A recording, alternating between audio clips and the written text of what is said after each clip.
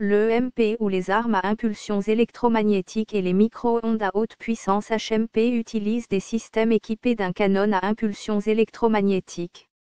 Cela utilise un four à micro-ondes super puissant pour générer un faisceau d'énergie concentrée.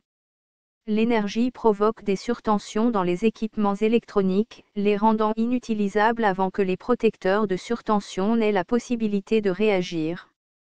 L'objectif est de détruire les capacités de commandement, de contrôle, de communication et d'informatique, de surveillance et de renseignement d'un ennemi sans nuire aux personnes ou aux infrastructures. Le phaser est une arme montée sur une remorque, et peut détecter et suivre les menaces à l'aide de son propre radar ou être connecté à d'autres capteurs.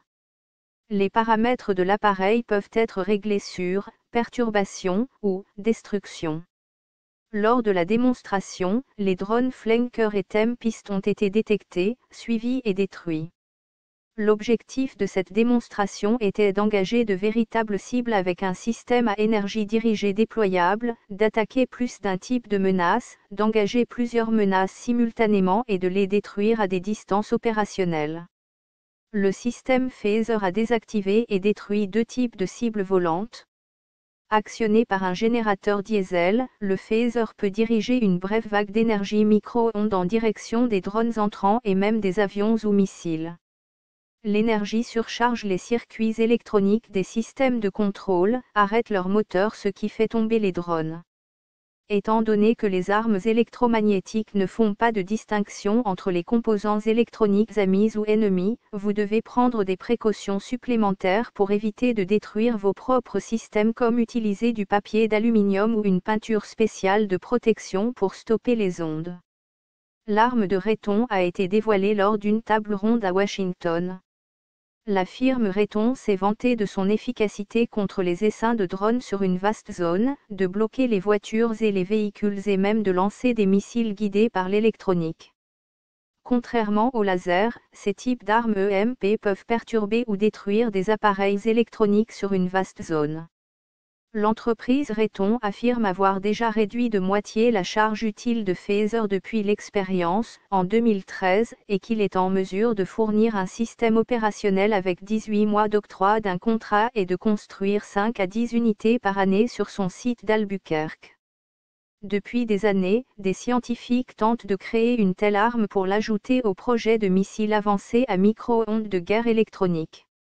À présent, l'US Air Force affirme avoir mis au point cette technologie et avoir la possibilité de la déployer à l'aide du système furtif de missiles étendu interarmées air-surface, IASM. Il est à craindre qu'une attaque bien ciblée puisse mettre en panne plusieurs centrales électriques. Cette technologie marque une nouvelle ère dans la guerre moderne, a déclaré Kate Coleman, responsable du programme champ pour Boeing Phantom Works. Dans un avenir proche, cette technologie pourrait être utilisée pour rendre inutilisables les systèmes électroniques et ordinateurs d'un ennemi avant même l'arrivée des premiers soldats ou avions.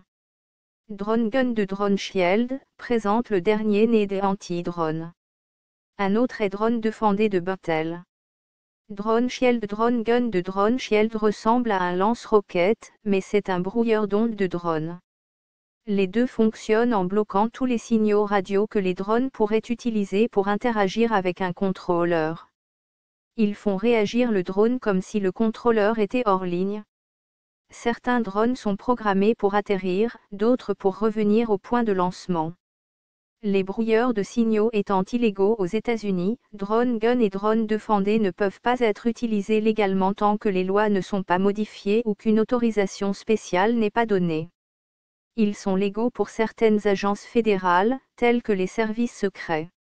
Drone Shield est également un leader du secteur des produits de détection et de surveillance des drones. L'approche de brouillage des signaux est la plus courante et la plupart des produits sont basés au sol et non à l'épaule. Une société appelée LB System a dévoilé son système Redrone, qui détecte les drones, les identifie ensuite, les suit comme un radar, puis perturbe les drones en interférant avec la connexion radio entre drone et contrôleur. Le Redrone est un dôme blanc monté sur un trépied avec une antenne sur le dessus et communiquant avec un ordinateur et un écran couleur. Contrairement aux produits Space Gun, qui doivent être ciblés avec précision, Redrone surveille à 360 degrés et peut suivre et désactiver plusieurs drones à la fois.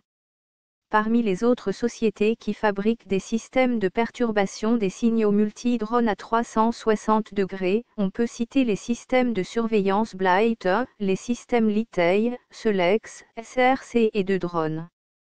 Le produit de drone peut également perturber la caméra d'un drone en utilisant des lasers pour l'aveugler, selon la société. Une autre façon d'arrêter un drone consiste à jeter un filet par-dessus le drone pour le faire tomber. Il peut s'agir de filets à l'épaule, comme le Skywall 100, un bazooka capable d'abattre un drone à une centaine de mètres. Il utilise un système de ciblage contrôlé par ordinateur qui affiche la distance et affiche un feu vert lorsque l'objectif est correct. Le Skywall 100 lance une cartouche qui explose avant d'atteindre le drone, déployant un filet qui emmêle les rotors. Une fois qu'un drone est pris au piège, un parachute le ramène doucement sur terre. Le parachute protège les personnes en dessous de la chute du drone. L'Exipio de Taisu AV Solutions lance également un filet à partir d'un Canon, mais le fait à partir d'un autre drone. Cette approche a une portée plus longue que l'approche Canon, mais vous ne pouvez l'utiliser qu'une fois. Michigan Tech travaille également sur un système drone catché comprenant un drone qui tire sur un filet pour capturer un autre drone. Malutech a présenté son système de drone intercepteur qui suspend un filet au fond d'un drone. Vous attrapez l'autre drone en survolant celui-ci. Les rotors en rotation s'enchevêtrent dans le filet et le drone peut être rapporté à l'opérateur. Une autre approche consiste à pirater des drones. PNI Express, la société de sécurité au nom hilarant, affirme avoir développé le premier malware drone. Introduit pour la première fois en janvier sous le nom de Maldrone, PNI Express utilise le Wi-Fi pour infecter d'autres drones pour désactiver le pilote automatique, le faisant tomber du ciel. Une société appelée Département 13, financée par la DARPA, Defense Advanced Research Project Agency, du Pentagone, pirate des drones en injectant des paquets de code dans le protocole radio utilisé pour la communication entre le drone et son contrôleur portable.